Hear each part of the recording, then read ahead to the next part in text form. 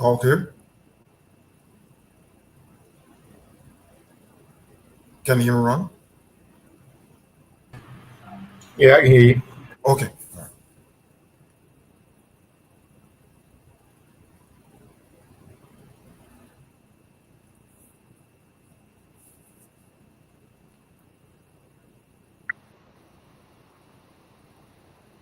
Check one, two.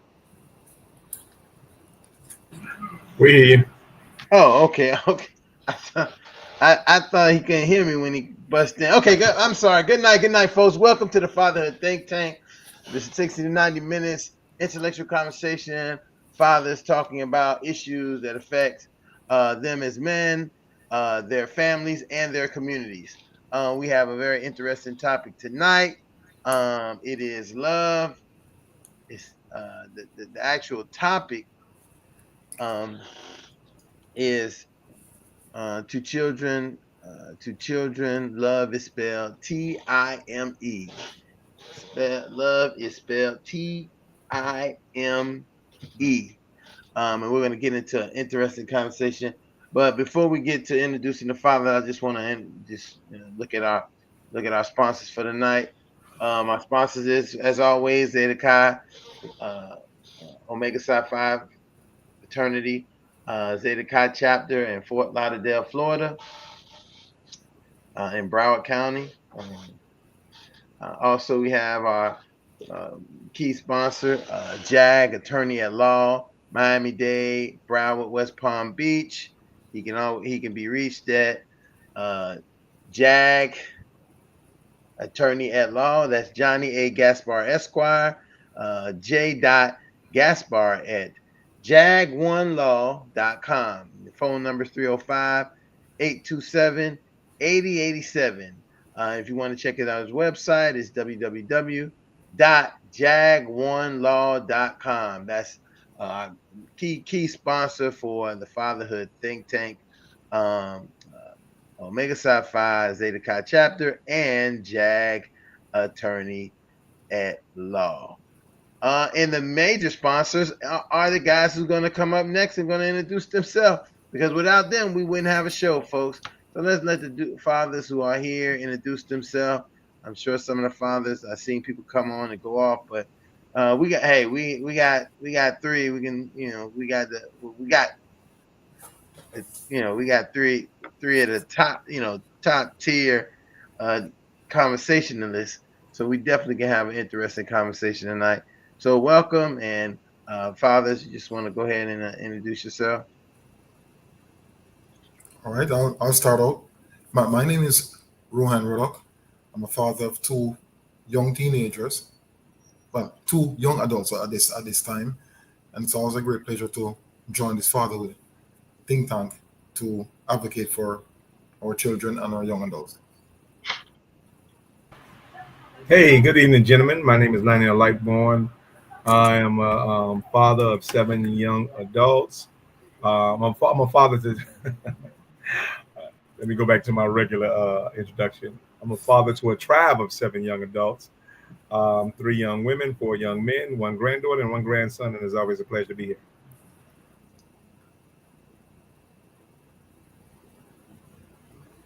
Well, let me jump in there before we get in this topic, because it's funny that this was the topic, and I'm not gonna. This topic occurred probably because of the person who's not here tonight, who's normally here, is that's Brother Tenney.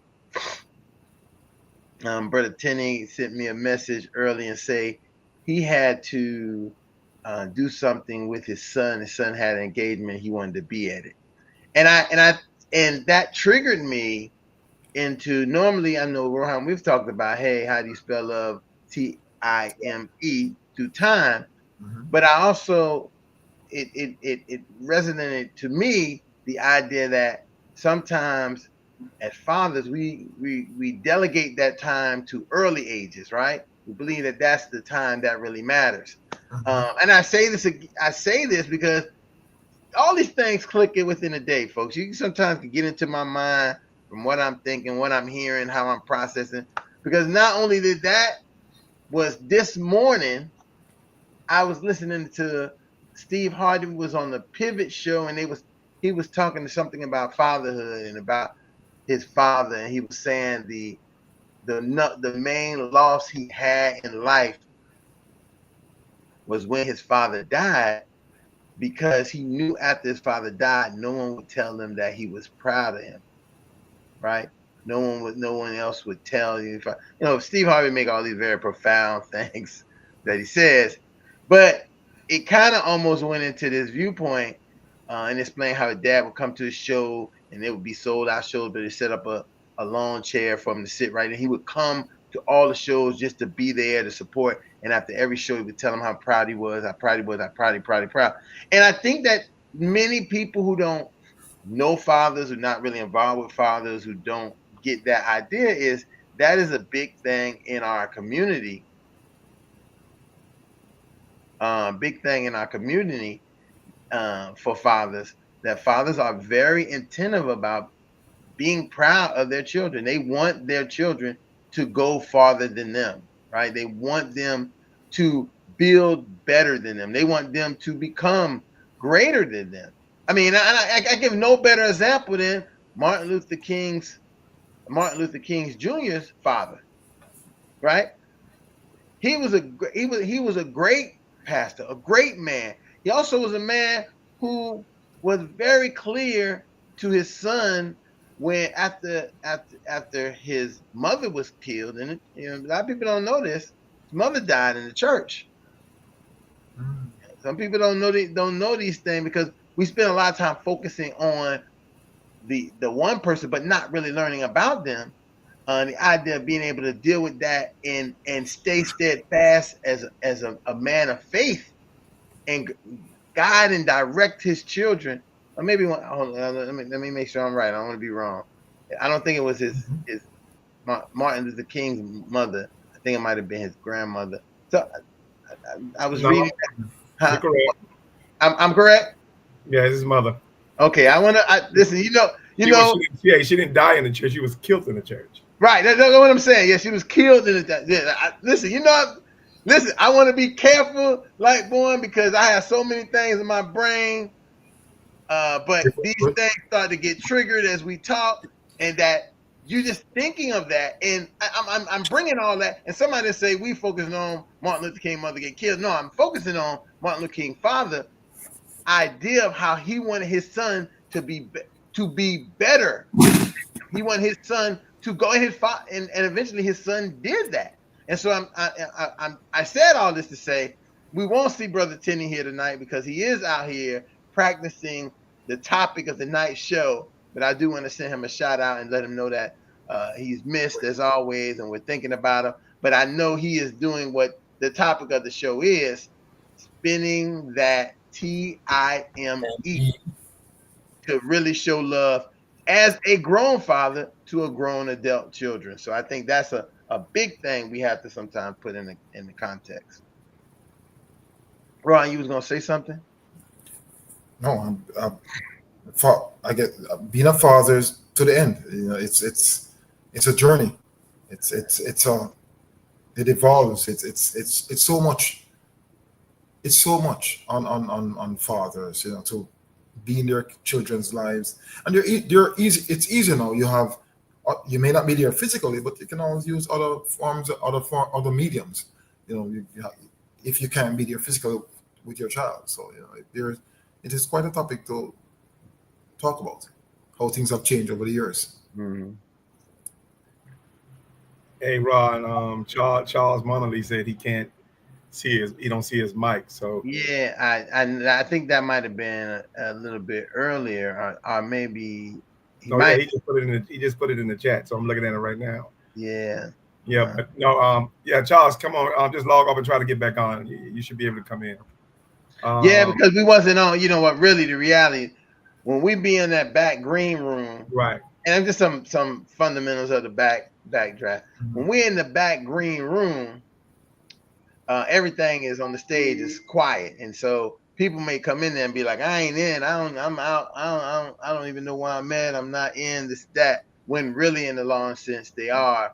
So all they have to do is kind of just stay still and it will bring them into the place. But I'm sure they're getting the logs and getting the locks right now. Oh, yeah. Before we go, I wanted to also show this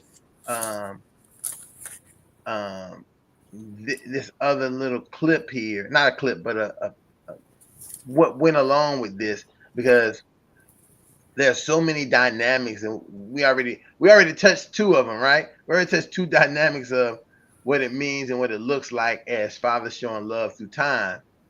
I'm going to share this other clip here and it says, people say all the time, "I'll die for my children." I've heard that more than I can shake a stick at, right? But okay, this says, okay, but would you live for them? Actually live, make better choices, take better care of yourself, physically and mentally.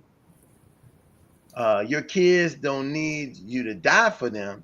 They need you to live. And that's from the Mastering Laws of Attraction website. I want to give them their props for me pulling that off of where they had it. And I seen it when I was doing a little bit of thinking about the topic of the night. So I put that up there. So, and any thoughts about this, gentlemen? Any thoughts about this? No, it's I think it's a good philosophy. You understand? I think it's a good philosophy, but I think most people need strategies, right? And so while I think most time we teach in philosophies, it's very seldom that people teach in strategies. People were strategic in getting you into the getting you to your worst self, right? So society is very strategic in getting you to your worst self, and getting you to become your worst self. But I think oftentimes when it comes to being intentional, and particularly for positive people or good people, we're more philosophical than we are strategic. And so we can tell you that sounds very good on the screen and stuff like that. And I like it. But what does that look like in practice? And I think that's the practicality that we lack sometimes when it comes to positivity and showing people how to move from A to B. So, but again, it sounds good in theory, but again, it is from Mastering the Laws of Attraction, et cetera, et cetera. But again, I think we got to be better than words. We got to see what the work look like. What the actions look like, right? Because Right. fancy slogans are good and great for fanfare, but when fanfare is over, where's the work that's happening? You know, and it means for you to have to pull your sleeves up, not pull them up so people looking at you and saying, "Oh, he got his sleeves pulled up," but they actually see that shirt get dirty and your hands get dirty with the work that you're doing. They see your shoes at some point, going to the side because you really been walking, or you really been doing, and I say that because when I think about when we think about the idea of the civil rights movement, people couldn't fake the movement, right? Couldn't say I'm in the movement, right? Because you had to actually do something. Like now, and we can get the fancy posts and put the posts up there and run it there, and then we'll be like, "Oh yeah, I'm all for this, I'm all for that, I'm here and I'm there," and then eventually you'll never see them moving in any space, any place, at any time. So that's well. Well, I think the reason, and it's very popular. I think it happens on all sides, but I think the reason we gravitate to the civil rights or the Martin Luther King civil rights "I have a dream" speech is to avoid the "I have a dream" nightmare that comes along with the sacrifice of, you understand? And so we of course we love the "I have a dream" speech, but the actual civil rights nightmare that it comes along to accomplish that speech is where everybody, where the rubber meets the road, and people pretty much passed on. So I think, yeah, we'll gravitate, and I think we have reduced ourselves to speeches. So you'll see Even up to right now, you see people on here making some of the best speeches and stuff like that. But the reality is, we're better at speeches than we are at sacrifices. And so that's the real spirit of being a father is more sacrifices than speeches. And once we understand what that is and become not afraid to live it, then we'll truly accomplish and become what we just saw written on that screen when it comes to being our best selves. Yeah, I'm on board with that. To add, but more fathers need to focus. As you mentioned, living in the reality, focus or focusing on your child, and try not to focus on what I call out of your lane. You can achieve a lot. And then that, if you can say, if you get 10 fathers in a room and you're lucky to save 3, you're doing a good thing. Because once you get them on the right trajectory or on the right lane, hopefully they'll continue on that path and make a change. The goal is to save the 10, but if you are able to save 5, you're doing a good thing. So, there's always room for changes and room for improvement. It's hard, as you said, it's hard to do the work, but the rewards can be great. Mm-hmm. Hey, Rohan, though, but we have to be careful with that terminology, because you talked about save a father. The only thing, when it comes to men, the only thing that saves men is God. And so one thing about it's a certain vulnerability coming with, and a certain pride that comes along with feeling a man feeling like he needs to be rescued, or somebody assuming we need to rescue men. You feel what I'm saying? Mm-hmm. So because of that, I said we still have to give men their integrity. You understand? Without demasculating them. You understand? Or emasculating them, just to really elevate them. And I think oftentimes, and a lot of practices right now, and particularly for Black men, you have a lot of practices in psychology that feel like they got to demasculate or emasculate men or Black men sometimes in order to elevate them. And I'm like, no, if you're going to truly deal with a man, you understand, you can elevate him without emasculating or demasculating, for lack of a better term. I mean, I think it's a very unique place for people to move to understand that what they can do with a father sometimes can be amazing, but it comes with some stipulations. Because not just as a father, but also as a man. So this thing, it's so easy for people to speak about being a woman and being a mother because it's so normalized, right? But it's also the part that you talk about a lot of time, Lionel, that is also not of their own doing, right? It is the oppression of men who dictate and establish that. And so it's almost like this thing at some point where we do this thing to ourselves is we're busy dictating and mandating for our partners and for our women, but not really regulating and processing things for ourselves. Yes. Thinking that's the role of a leader, right? The leader, but less a leader, more a dictator, more a person who makes the demand of things, right? That's why women are so good when it comes to this idea of being mothers with the children, right? So they have the skill to let go of a lot of things. And listen, this is, every day I come up with some new stuff. People say this guy probably come up with new stuff every day, but I am 100% clear. No matter how bad a father is, no matter how mother is, the child needs both of those people to be in their life to balance them. Point blank, period. Now, if you decide that that's not what you want to do, that's not how you're going to operate, that's fine. But just know that you run the risk of your child growing into a human being, an older adult, who is missing things and either trying to make up for those things in their life or being dysfunctional because they didn't have those things. And so they almost are losing track of how to even operate. And so even if, listen, and I think I said it before, you know, it helps when the father has time and gets time with his child, because guess what ends up happening?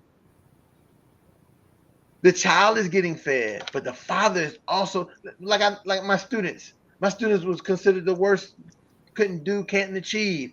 But once they got success, guess what happened? They achieved and did more and more and more and more. That's the same thing. You think that you know, we see these stories, and I think about the movie Fatherhood with little Kevin Hart. Kevin Hart, yeah. And how it was almost devastating that he was going to have his daughter and raise her, and he wasn't prepared, because the plan would have been he just enjoyed his life. Well, not enjoy his life, but he did what was traditionally: go out, make the money, and let my wife take care of all that, and I come. And then eventually what ends up happening, because I spend so much time working, she gets a little bit, she feels like, hey, all I do is do this all the time, and I want to do something else in my life. You start seeing these are the listen, nobody even thought about this. And maybe people have thought about it, maybe I'm just vocalizing because I've been processing some of this.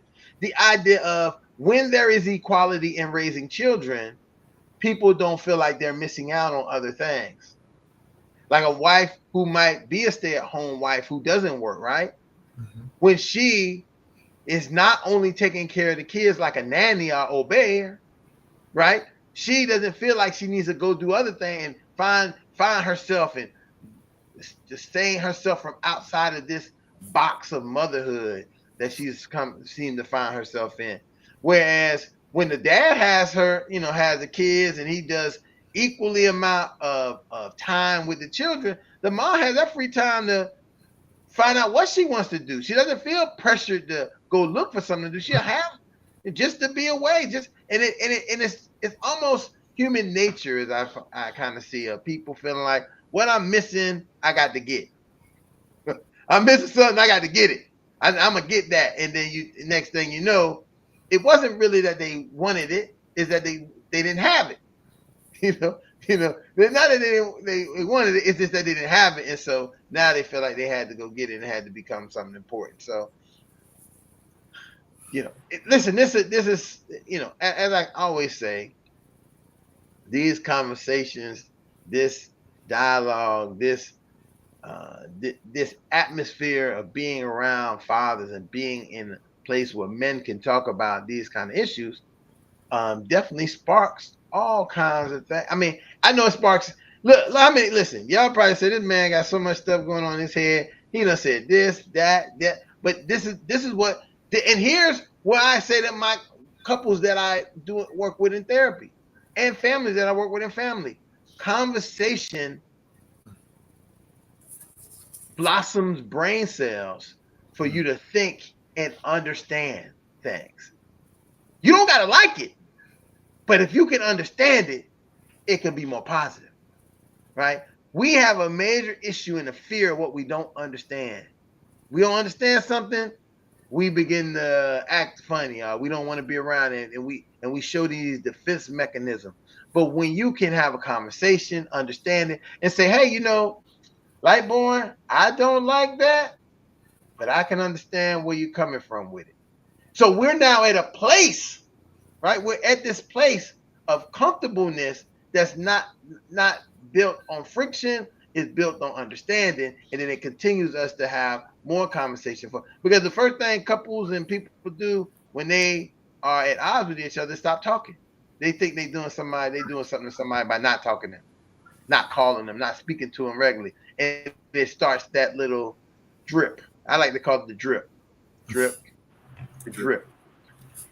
Zero communication starts the drip. But that's the best part about communication, because even in the word disagreement is still agreements.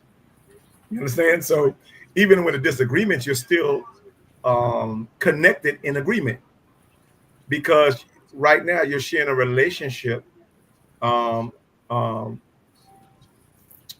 with the topic you're talking about. And so even though you're in a relationship with the topic you're talking about, it's almost like being in a marriage, right? So conversation is like a marriage. So communication is like a marriage. And so how you handle how you handle your communication is most likely how you will handle your marriage. Mhm. If you can't really disagree with people without being disagreeable, or you can't disagree with people without disconnecting from them, you understand, then you're more likely to end up in divorce. But if you can disagree with a person without disconnecting from them and understand that, you know what, my disagreement still has the word agreement in it. So, yes, we agree on the topic, even though we may disagree on how we see it. So, yes, we won't be talking about a particular topic if we didn't deem it important. And so the common ground is we both, even though we disagree on it, we both think that this topic is important. And that importance is the very essence of the marriage. And so you guys are married, but you're getting ready to divorce yourself from the very thing you both care about. You understand? And sometimes we got to be careful not to be so passionate about something that we'll be willing to tear up the family or divorce the family of the topic that we're very talking about, or the topic that we both care about, which actually transcend over in how we deal with our kids. Because when you're talking about time, I think the buy-in, it's what they call it, it's a good transfer or equal transfer of power when everybody's in agreement on how we're gonna spend time with this kid. Mom know that, you know what, I'm gonna get a break, so she's gonna get something out of it. Dad know that I'm gonna getting ready to spend time with my child, so he's gonna get something out of it. And the child knows I'm gonna get I'm gonna get something out of spending time with my dad, so he's gonna get something out of it. And so that particular communication, not only so much communicate, but that particular negotiation on that everybody gets something out of the deal is where we should really be with our families. But I think oftentimes that we have unresolved issues about being mad on how we broke up or why we broke up or whatever the case may be. And we got to get past things that don't exist and stop penalizing the things that do exist. That's all I have to say. Yep. Yeah, there's many things that exist in relationships that just need to be discarded. Mind you, you may forget or forgive, but look in the future. History teaches the future to some extent. So you're right. We definitely as fathers and my moms have to focus on the child. We got to do the best we can. There's too many there's just too many interventions, too many things to take us off what we need to talk about and what we can agree on and what we can disagree. Well, and I think that here I'm going to what you're saying, too many things, and I think that fathers who, and I speak directly to a certain group of fathers who at some point feel like they don't have the access or the ability to reach their children to spend that time.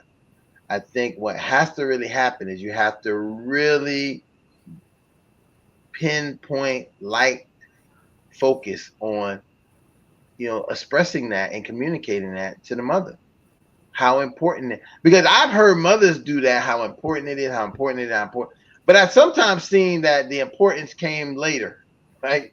It was important. Like they believe that the importance wasn't that important until puberty happened, and then the boy was 6 feet tall, standing over him, kind of like, and then it was like, oh, the classic boys in the hood type of scenario where Trey had acted up in school, and then his mom called and said, oh, well, Trey needs to come and stay with you, Furious, because what he need. And Furious obviously at some point prior to that was a very engaging father, very involved father, but he probably just wasn't involved in a thing that he didn't want to get into a conflict about what should happen. And now I'm going to sound like I'm about to break down Boys in the Hood a little bit, fatherology, but this is something, because I've used this Boys in the Hood example of men, a father and children, and looking at what happens when they have fathers, don't have fathers, how everything plays out. It was very clear at some point when Trey's mom was Trey was good and back on course, and then mom wanted to say, oh, he's good, he's back, well, maybe he need to come back and stay with me. me again. I'm gonna give him stuff so he'll come back and live over here with me. And Fierce had to kind of like put the boot down and say, and it wasn't the boot down like, oh no, you can't do that. It's when we understand the dynamics of what was going on in the movie with the other young men who didn't have fathers. It was very important that he knew that the time wasn't up just to get him straight and online, because the straight and online wasn't going to stop until he was maybe even gone out of South Central, right, to some college that he ended up going to. Him and Nia Long went off to the wherever college they went to. I don't remember her name, but I know it was Nia Long. They went off to their little college and did their thing. But I think that this is the foresight of a father, right? Who was the archetype of a father who separated from his wife, because they were married, I believe. I have a belief they were married. They lived separate lives. They co-parented. When the co-parenting came down to the developmental stages that fathers really, really need to be with the young man. But I don't think that's just with the young man they need to be. I think that there is, again, time that it should go back and forth, back and forth. It's not like a certain time that they be with either parent. I think this is a back and forth type of thing. But there is, depending on your environment and depending on what's going on, where you making a decision, what's the best placement for your child to live. Like sometimes parents, some parents stop thinking about the reason what happens when you become a parent. You have to sacrifice, right?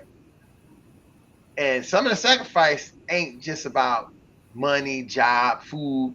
Sometimes the sacrifice about your needs, like your needs to be belonged. Like I need them to need me. I need to belong. Sometimes you have to be able to say, hey, is that really necessary if I'm helping them? Like, if they're going to get to where they need to go. Because imagine, let's take example, a mom who the dad has a kind of, they're not together, but the dad has a very flexible schedule. He can do a lot of things. He can go here, he can do there. He has the ability to take kids with him at his job or do those kind of things.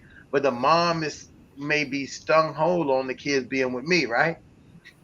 But she ain't never with the kids because she got to work. She got to maintain her BMW, the fancy gated community she live in.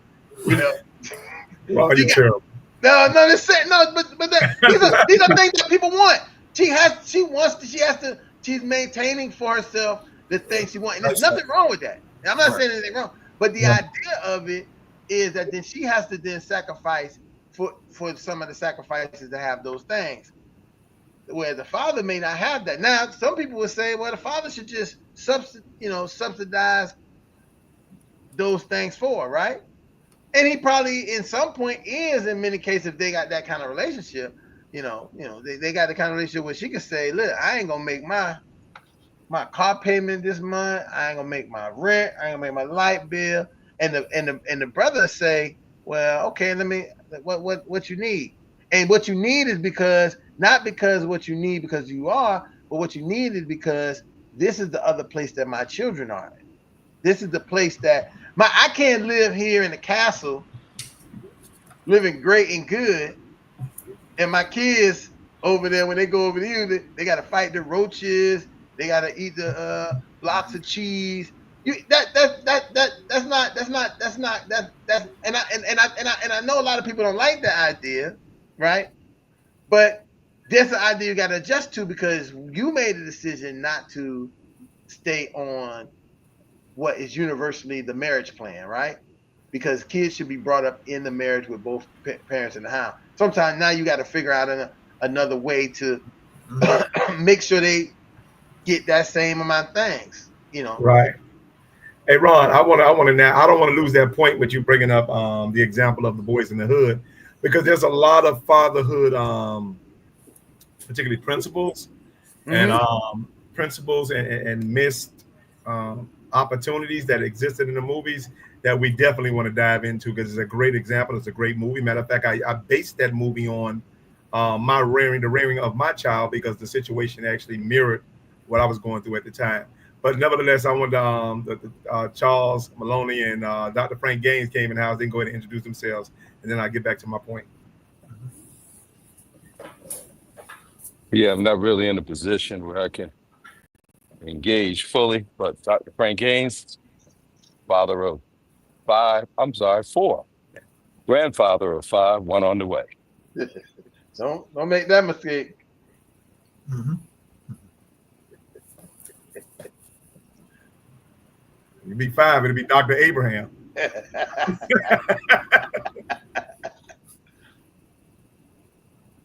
Charles, I think you're on mute, Charles. Charlie, you're on mute. I'm gonna come back and address those points later.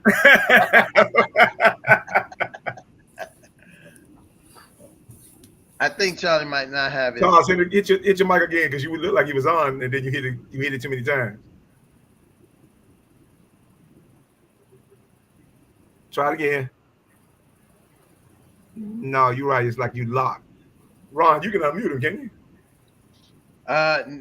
He's already unmuted. I think Is that he might be having some. Yeah. Tell him take out the if you got a plug in like a headphone, take it out. See, I can't unmute it because he's chosen to be muted. Can you text him? I don't think he can take it off. From his end, he can't take it off. Can you text him? Maybe he can read the text or something. Anyone has his number? Yeah, because I seen him trying to take it off, but it's like it's not working. I'm trying to log out and back in. Yeah, try to log out and log back again, Charles. Right. Yeah, Charlie been doing that all night. Yeah, look like the in and out, man. But while Charlie's trying to get this thing together, go ahead and definitely. Oh yeah, because I had to get some. I don't want you to lose that thought at all. Listen, I can't because remember I told you it was the blueprint for my fatherhood, and the reason it was the blueprint. Boys in the Hood was the blueprint for my fatherhood experience, is because to your point, you would say you wasn't sure whether they married or not. But the reality was they were actually teenage parents. Remember when he explained the situation to how his son was? Absolutely. Thank you. Yeah, not married. They were teen parents. Parents. I was a teen parent in the same situation where my son was born a month before I graduated. So that's why the movie resonated so much with me. But I think it was also a movie that encouraged me. Particularly being my first son, I knew if I can be a present father for one of my children, I can be a present father for 100 children. And you'll be surprised how being a present father for one can affect you being a present father or actually last for you being a present father for 100 of them. Because it's something that it's a victory that you are not used to losing. You understand? And so once you have one victory, I think the church, we always said, and the Bible always said, God will take you from victory to victory.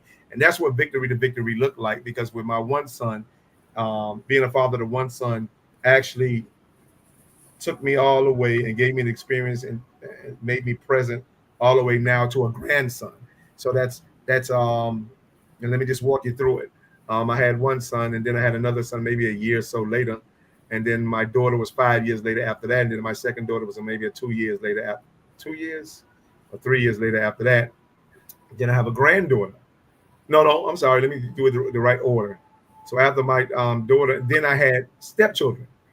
And so here I am being a father on so many levels, and just being a teenage father actually evolved me into being all those different fathers that I never was really prepared for.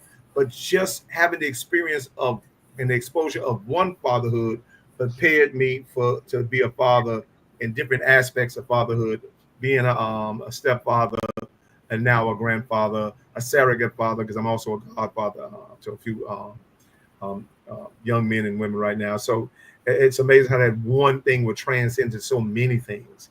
And that's really the power of being a father. And so when it came to Boys in the Hood, I saw that Furious was not only just a teen father who became an adult father, but he also became a vicarious father to all the other young men which was Trey's friends in the hood, because one thing they always said in that neighborhood, they always made reference to how fortunate or how blessed he was, or how they used the word lucky he was to have that man there. And I think here's the thing about it: not just the kids said, or one particular group of people said it, but the whole community said it. And the whole community noticed it. But most importantly, the whole community valued it. And so I think the power of fatherhood is so valued. I think sometimes we depreciate it because we don't think it's appreciated like motherhood is. And when we compare it, right, as opposed to really being the companion to it like we should, then we can really see the value, the appreciation. Because I'm like, listen, we could say, mothers get all this attention. I'm like, yeah, mothers get a lot of attention, but we get more celebration than attention. You understand? Because people think it's a miracle when you see a man involved with his children. And that's just cross culture. People are like, I'm like, so, and again, it's something magical about being a father. And so magical that it doesn't matter what state of fatherhood that you in. I've seen some of the most, and not being judgmental, but just to get my point across, some of the most raggediest fathers. I mean, raggedy. You understand? Get that magic and that magical privilege of still being father or getting access to children. They didn't have no sacrifice, no input in raising, but they still get the praise. You understand? I look at, I think a good example of that, Snoop Dogg. Snoop Dogg's dad is at all his events and all these different things. But I'm like, he didn't have any, he wasn't even like a weekend father. You understand? Mm-hmm. And Snoop Dogg, but the power of Snoop Dogg, and this is the power of our children now, the power of children to forgive their fathers. You understand? To activate that fatherhood at whatever point that you may want to activate it and activate that relationship is magical within itself. And so when I look at that, I'm like, man, the power of fatherhood, but most importantly, the privilege of fatherhood, because you can still not be there and still be valued. You understand? Even though you may have not brought no value to that relationship or the situation, but you can bring value to that situation at any point in that life. And don't miss that opportunity, because you have a lot of fathers, and I won't discourage fathers to miss that opportunity, that felt like I wasn't there, so I couldn't add nothing. I'm like, no, don't never confuse adding nothing in the past with adding something in the present. The power of really, or having power, is not what you used to have. The power is in what you have to give at that particular moment. So don't disregard your power. Be humble, because humility is one of the things you need to really execute that power. And then be willing to be vulnerable, so you can, I'm gonna be honest, but you can be chastised by that child for why you wasn't there, and be ready to give those answers and truthful answer for why you wasn't there. Because I can tell you, parenthood in general is a very scary thing. I'm gonna leave it right there. Interesting.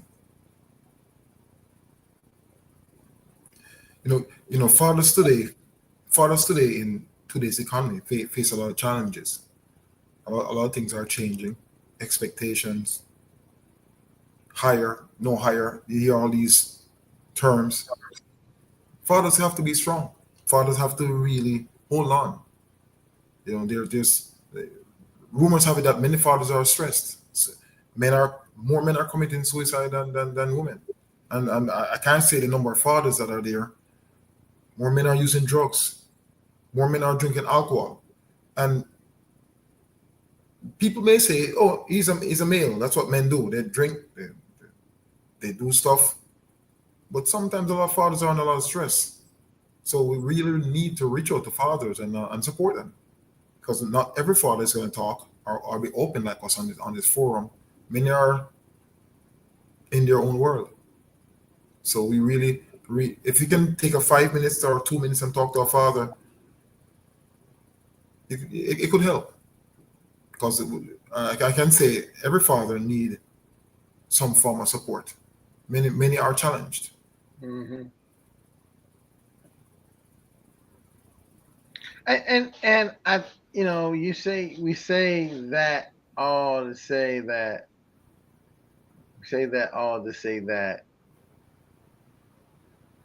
the construct of fatherhood can be misleading because it's not the reality. The construct is made up by somebody's, this construct of people who say how and what it should look like, but it may not look anything like that at all.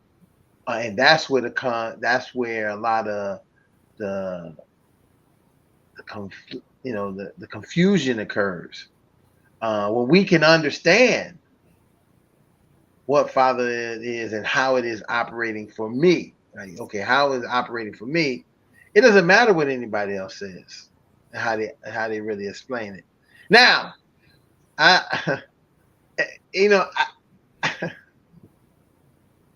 every time I talk about something, I have to, this is why you got two parts of your brain.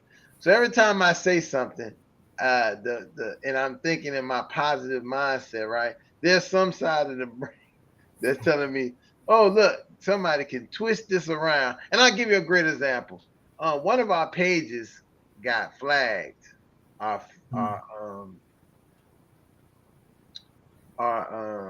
YouTube? No, not the YouTube. No, the Instagram page got flagged, right? And Instagram, I guess, had shut it down, right? And then when I went on just to, send out all the messages for the night, I seen it was shut down. I was like, oh no, what is this? And then I hit a couple buttons, and then they just wanted to verify. You had to verify the account. But it was a report somewhere. They said they investigated the page and didn't find anything violating the community standards. And I thought about, how would somebody try to say that what we were talking about was we ain't never said, we don't really even, and again, it's not even on Instagram that we even, how do I say, we don't function. Right, we don't do the video on Instagram. So the only thing you could see is the advertisement posters, and that's about it. So you just know. But I always thought about going all the way back to 2014, because I've been on a today. I've been again. I'll be talking about stuff, but I was on a merry-go-round today all the way back to 2014, and I went down memory lane of being in Fort Lauderdale, 2014, the Carter Park, and going and having these meetings up in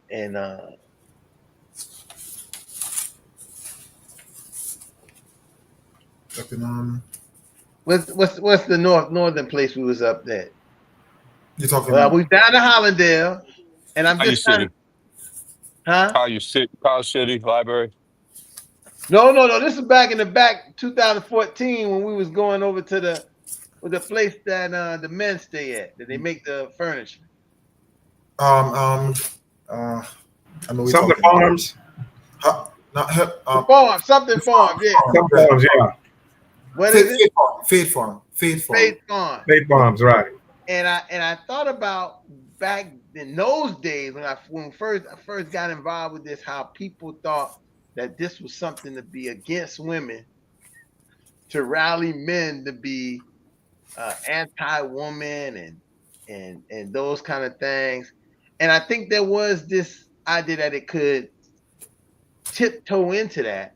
And I think that was one of the main focus I always wanted to make sure we geared toward, is that's not what we was about. We was only about, the empowerment of fathers is not the putting down of mothers.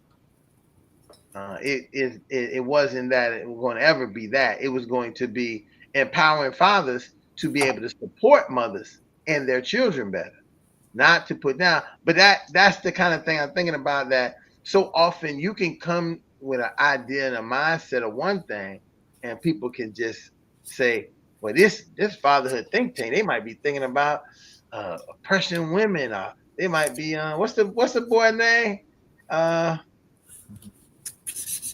Samuel, Kevin. They may be Kevin Samuels Club, and they trying to degrade the women and degrade. No, I don't think. But again, what people do, again, going back to my original statement, what we don't communicate and understand, we have a problem with. Once we can understand it, we don't have to like it, but at least we understand and know what it is for what it is. So that's I think looking at how this comes full circle with some of the things that we're doing and talking about tonight. Even from the idea of how things happen on time, I'm putting the topic out, and I think after I put the topic out, that's the same time Tenny hit me up with, sorry, I'm not gonna be tonight because my son has an engagement, and I'm gonna. And I was like, listen, you don't gotta apologize to show your love. TIME. We say it all the time, and I think that not just do children do that, but all humans do it, and it's an interesting dynamic that men have it as a collateral. Right? What we value more than anything else is our time. We sometimes use it as what we give our time to is what's most important to us. We can spend approximately Thursday, Friday, Saturday, Sunday, Monday. We can spend approximately. That's how many days? Thursday, Friday, Saturday, Sunday, Monday. We can spend 5 days, upwards to 4 hours, maybe more, 4 to 8 hours of engagement in football type events. That's a lot of time. And I'm only speaking to it because there was a time when I didn't leave the house and I needed something to do while I was writing, and I would cut the football on, because if it's on, you can listen to it, and it will stay on for so many hours, right? So you can get a lot of stuff done in that time frame just listening. And so if in the on Friday. On Thursday, I said, I wait for Thursday night football, and I wait right then. I start, and if they have a double hitter Thursday night football, that means that's gonna go into like 1 o'clock. So I have leave from like 6 to about 1 o'clock to do some work. Friday, they'll be having maybe some high school games, things like that. Just cut them on, try to watch some of them. Saturday. As early as 12 noon, going all the way to 12 midnight, because once you go to the West Coast games, even teams you don't even care nothing about, you don't even know, next thing you know, you're making teams, that amount of time. Then here comes Sunday, you get ready for your Sunday, again, 12 noon, 3 o'clock, then you got your 8 o'clock, you got those games, and then you wait till Monday and say, I get the last bit done Monday night at 8 o'clock. When I watch Monday Night Football, and next thing, imagine I just thinking about that amount of time being a time that you focus to spend with your child. Imagine that same amount of time, and you spent that energy. Now listen, there's nothing saying that you can't spend that same time and energy with them watching the football, right? But I think that you would want to be doing some more than just football with your child. You might want to turn to PBS and watch some PBS specials, or maybe just get up and go outside and take a walk through your neighborhood with your child. Let them tell you about all the stuff they know, and they see, Daddy, let me tell you about this, what we learned in school, and Daddy, and I'm saying that because I had a trip. I take a trip with my class, my students, We try to go out of the school once a week, sometimes twice, just to go because they need they high level. They need to be able to move and shake and be exposed to. So we take this trip today to the post office because we're working on this project to eventually meet up with some kids in another country and write letters and do this. But I wanted not to be me doing it. I want them to organize it a little bit. So they'll go to the post office, just somebody supervising. And we went and we walked and we had almost our science lesson on the way to the post office. Because on our way there, we was walking, we seen nice yards that was cut. One yard looked like a whole world, right? So imagine if we was the size of an ant and somebody dropped us in there. And we stopped and talked about that. We seen a spider web with a spider in the middle of it. And you couldn't really see the web from the front. All you seen was the spider there, like, Mm-hmm. And then when we looked on the side, we could see the whole giant web that then we seen a roach. And then the kid was like, oh, well, let's get the water bug roach and let's try to I said, bro, we're not doing that. And all of these things as you go along and walk along, these are the kind of things that your kid, your own biological kid has to share with you.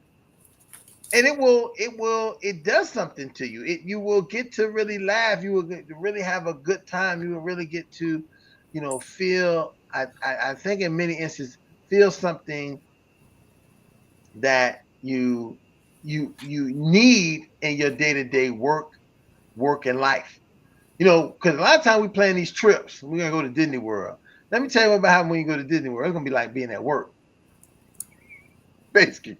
You're not about to go to Disney World and really enjoy the kids. The kids ain't about to enjoy you because they focus on Disney World. You focus on how much money I'm spending, how many things they want to get, and things of that nature, and how to go.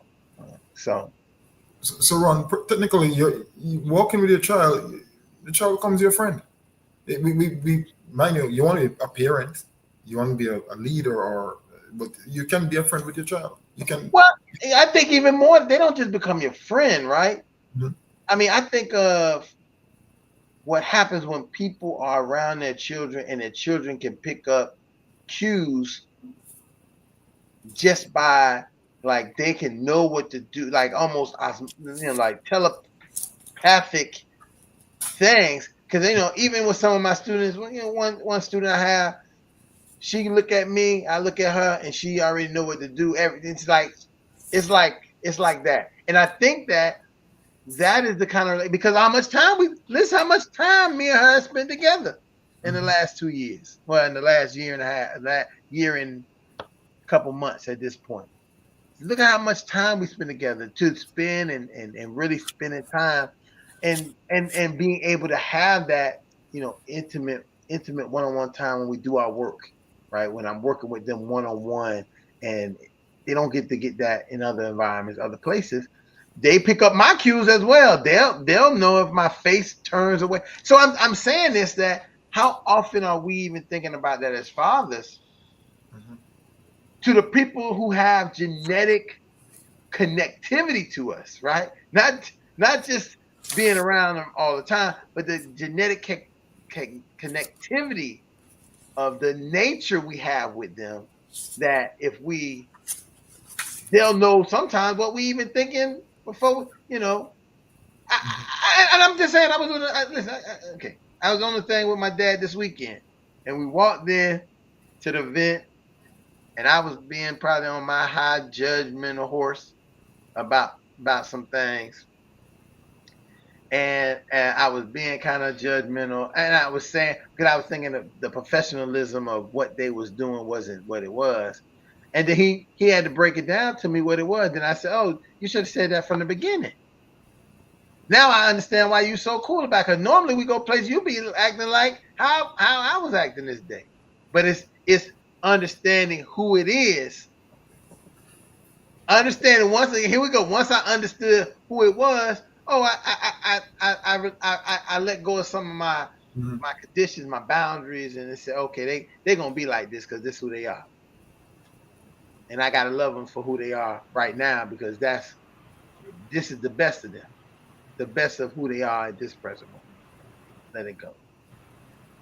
Hey, I want to throw this caveat in there. Hey, Charles, do me a favor and add your comments and your questions to the chat. That way we can engage you that way.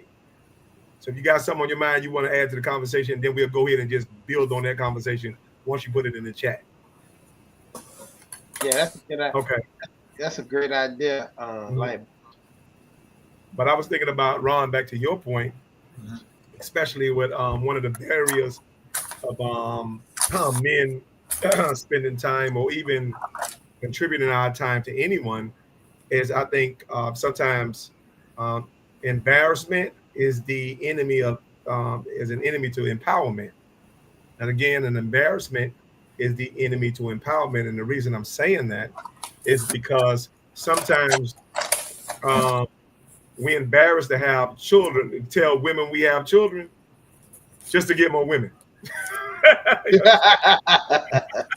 I'm like, this is and so once you understand that embarrassment is the enemy to empowerment, because it's actually what keeps you from being that father and getting that experience and that exposure that actually and factually empowers you to a certain extent, that you have a common study that most men say that their children save their lives. So that's the level of empowerment that fatherhood offers. But oftentimes, and I can share one of my experience rather with embarrassment. It's because I am a successful father. At that particular time, I raised my son, and then I raised my son to successfully raise his daughter. And people were like, "What you mean by that?" I'm like, "Well, I was me and his mother had shared custody with him, so we shared the raising or the rearing of him." I said, but then he went one step further and became a full-time parent to his daughter. So he did it a step better than me. You understand? That's the empowerment of it. The embarrassment of it for me, because I'm going to be honest with you, I'm a human being. So what I did was I allowed the social peer pressure to disenfranchise a moment that I had in church, because they had what they call National Grandparents Day or something like that. And keep in mind, my granddaughter's 13 years old. So the first National Grandparents Day that they had, and I was actually a grandparent at that particular time. They asked all the grandparents to stand up in church. At that particular time, I was a little pissed off, or whatever the case may be, at my son, because I hadn't always warned him to wait. And I pretty much put the pressure on my sons that I would put on my daughters. Right. And so the same morals and principles I have for my daughters is the same principles and morals I have for my sons as it pertains to having children. And so my son didn't do things the way I thought he should have done it at the time.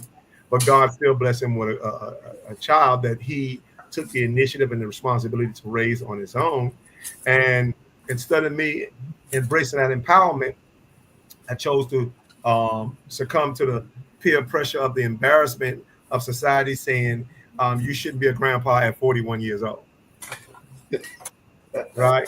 And so when it came to I was in that particular day, and it's amazing how God will test you, because it happened right in church when they said all the grandparents stand up. And I set my ass right there in church, and I was pissed.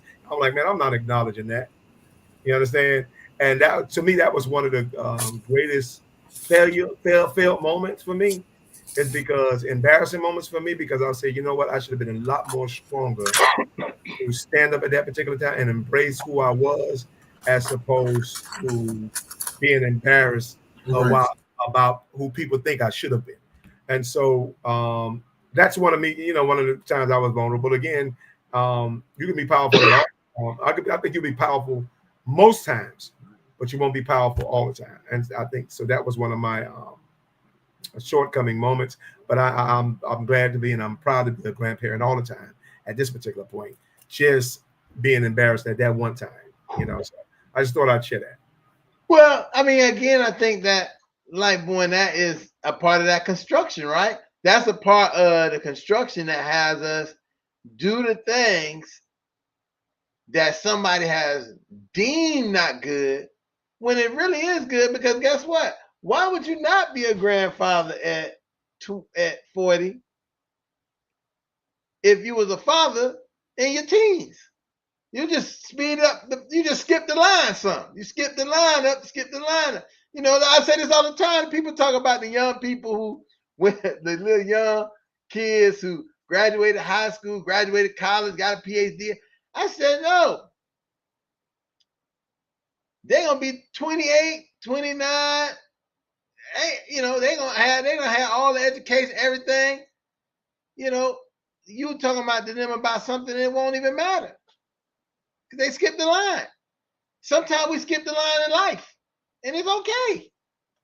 Because it allows us, our kids seem to skip the line, and they say, I can skip the line too. And be good at it. And be successful. As you kind of already suggested for your son to do. Yeah, I don't think we ever have to, apologize for anything when it comes to parenting or grandparenting. It's not a perfect science. It is truly an experiment. When you become a parent, I mean, I became a parent at 21 years old while I was a college student. And I had no idea what I was doing. I know that I loved kids, and I knew I wanted, I knew that I was going to marry the woman who had the child by. So there's never anything that just speaks to our humanity. Um, you know, when I look, when I look at what the experiences that we as fathers have gone through, and even um, you know, I always I don't look back, and I don't think any of us should look back. I think what's important in life and in everything we do is what you do next. Again, this is not a perfect science. Uh, and probably the thing I'm most proud of, and I've had many accomplishments in my life, the thing I'm most proud of are those moments and the fact that I'm a father and a grandfather. So, and I had the pleasure this past week, and I got a chance to promote the Fatherhood Think Tank this week. I wanted to make sure I mentioned that. I was and I'm hoping some of those dads decided to log in tonight. I spoke at a fatherhood breakfast at the school I work at, Lauderhill 6 through 12, and I was one of the speakers along with the pastor, and I promoted the Fatherhood Think Tank and invited them to join in. So I'm hoping that we get some traction from that, and some of those fathers are logged in. But much of what I spoke about, it was a combination of my experiences and the things that I've gleaned from the Fatherhood Think Tank. So you all were definitely in the ether, in the atmosphere this week.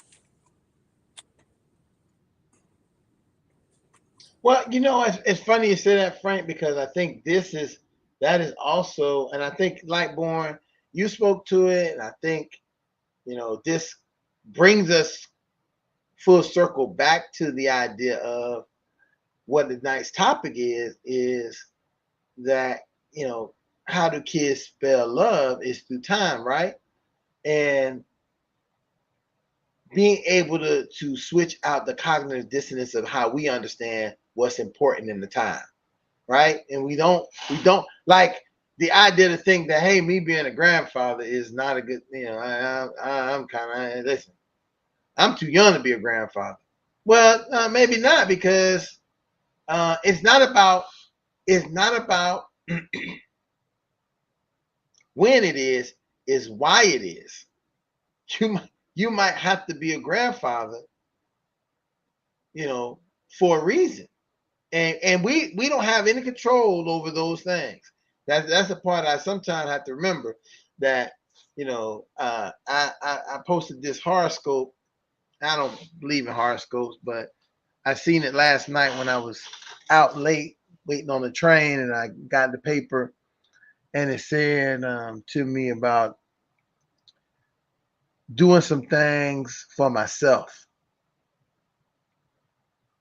And I thought to myself, well, listen, you have to listen to things, right? You have to listen to what's going on, because I think that that's what fathers, we've been told not to do things for other people, right? Listen, you don't need just keep on wearing them old dusty, busty shoes you wear. Make sure your kids have the brand new Jordans. If they need to get them, get your wife a nice pair, what she want, stilettos, if she's still trying to kick those. Um, don't worry yourself about this and that. Just get the stuff for yourself. Don't, and now I'm not saying that you should switch out and getting stuff for yourself, but remember that it's not all about that. The part that you have is not all about. Oh, Charlie, I see you, Charlie. Let me get to what Charlie's saying really quick. It's a great thing when you see the family you raise become young adults. Their friends respect you because they remember the times when you all were young, and you might gonna have some more coming along.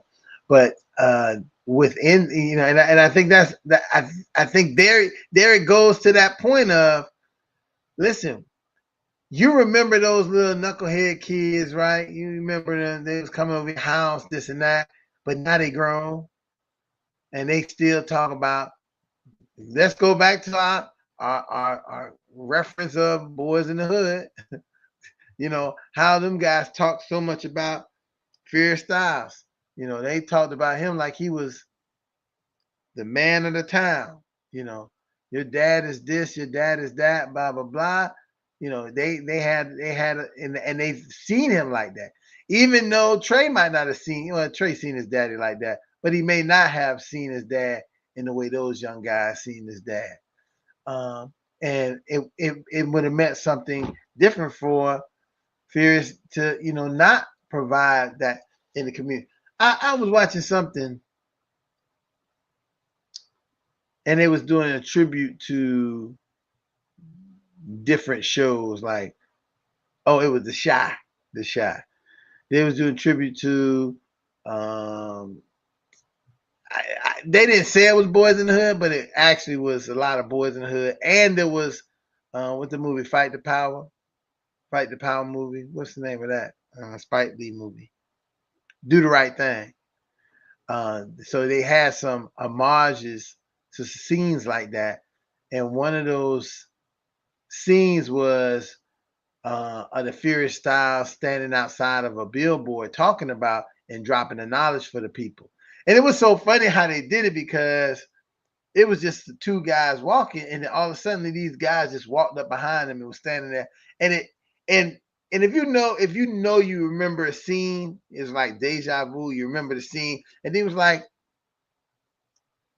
"This must be Boys in the Hood." And definitely it was the homage to Boys in the Hood. I think those kind of things you have to see. But I said all that to say that the community, the boys in the community, had this infatuation with Furious as a father figure, even though he wasn't their father figure. And they didn't have any context to say if he was good or bad. They just knew that he was there. And I think that that's a big part of this idea of this time for, making it as good, bad, right, wrong. It's really if you're there. We get back to the idea if time is what we really need. Well, back to your point, I want to expand on that, Ron, because, and I'm just having this revelation right now that, remember I told you it's a lot of guys, and we used to always randomly ask the question, same question throughout the various, what you graduated about 14 different fatherhood programs, maybe more. Right. Yeah. So we talk about 14 different fatherhood programs, graduations for fathers in an inner city area. And we would ask the same question, and then not most, if not all the fathers agreed in 14 separate classes that their children saved their lives. Now, the question is, what does that look like in practice? And what I want to say with the Boys in the Hood, because Furious explained that, but if I had to put that in practice on why that was or what it looks like, is the fact that a man who take care of a life is less likely to take a life, right? And so I think the way fatherhood save our lives is because we get the practice of taking care of life.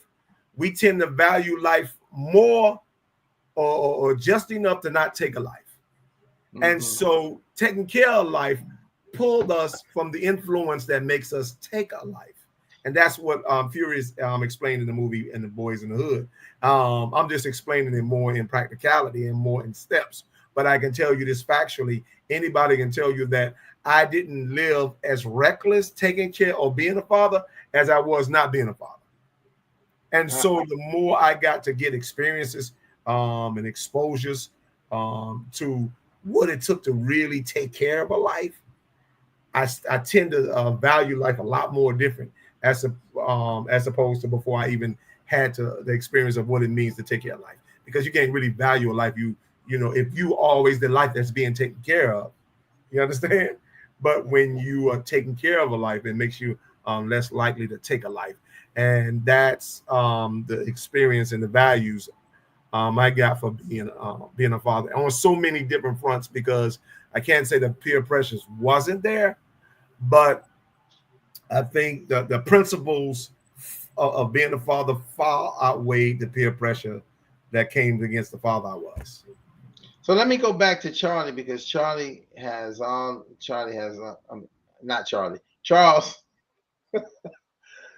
I call him Maloney, but Charles has all of these things here, and I want to go ahead and make sure we get him in this conversation. So again, he says it's a great thing when you can see family you have raised become young adults, and their friends respect you because they remember the times when you all were young and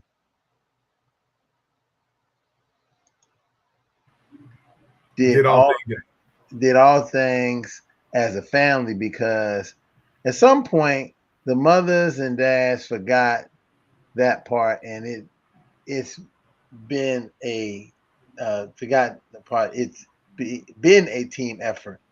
I have seen a lot of times when the dad is forgotten about because they had to be at the hold on, let me get it down. Oh, because they had to be the bad guy. But it's for the best when you have to raise young men along the way. But their friends have always praised you for being a dad for them as well. And then Charles Maloney, I'm also going to say, Maloney, that not just for the boys, but also for the girls. But I think that we do ourselves a big disservice in our communities by trying to have genderized raising, right? We raise kids by gender and say, oh, I mean, yeah, you can speak. I know for sure, without a doubt, Rohan can speak to that with those two daughters of his that he has been raising, and they've been going back and forth sometimes between mom and them and him. There is a need that the kids just need some of that non-estrogen. They need the testosterone to be around at some point. They need to be raised to survive. They need to know the real world. Mind you, most folks want to train their daughters to be a princess and their sons to be a king, but they have to coexist. They have to understand each other. So it's not easy, but you gotta just tell them the right thing, and hopefully the right will work. And most times if you do the right thing, you'll get the right results. But nothing is guaranteed. You just do the best you can. That's the goal. Do the best at all times.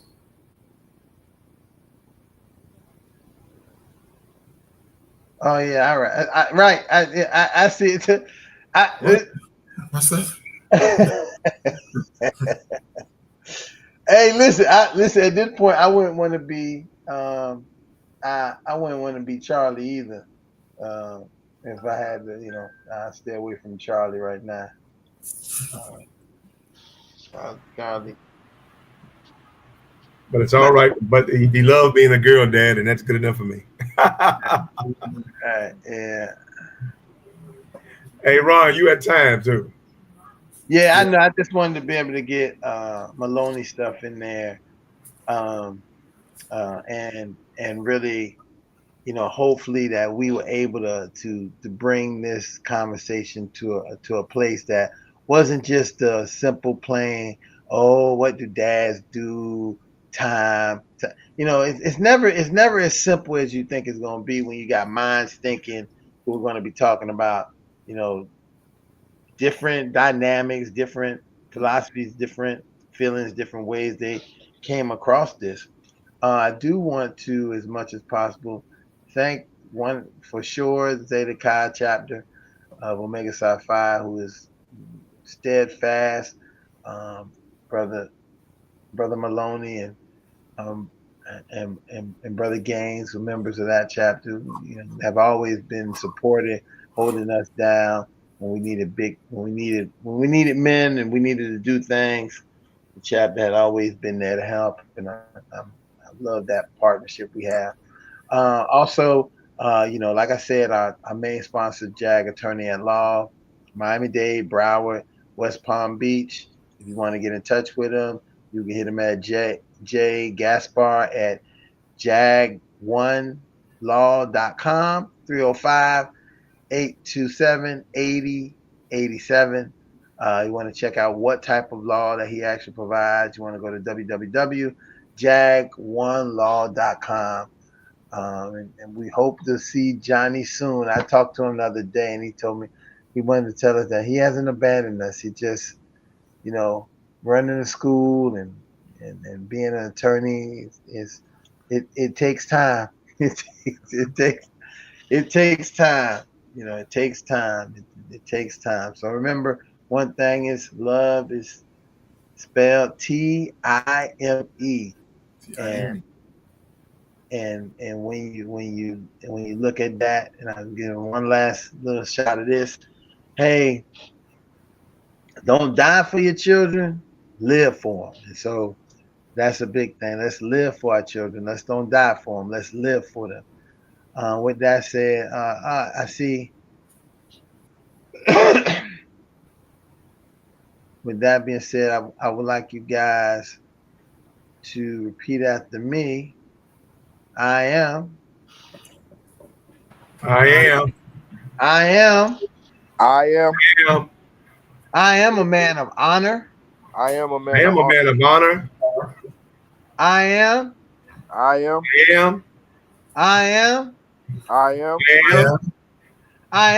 of courage.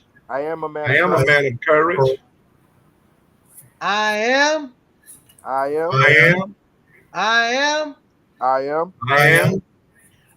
a man of respect. I am a man of respect. Fathers, I say that I am.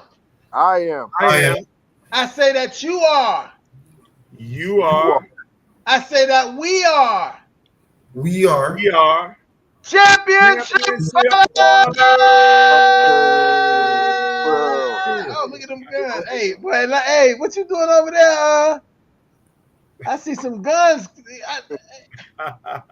man put some guns. What you over there? Hey, oh, there must be that all them eating them beans, man. Eating them beans over there. Hey, leave the beans alone, man. Beans are good for you. Eating them beans and all that vegetarian stuff you're doing. Okay, you sitting down trying to get back 19-year-old. Fine, I got you, brother. I don't blame you.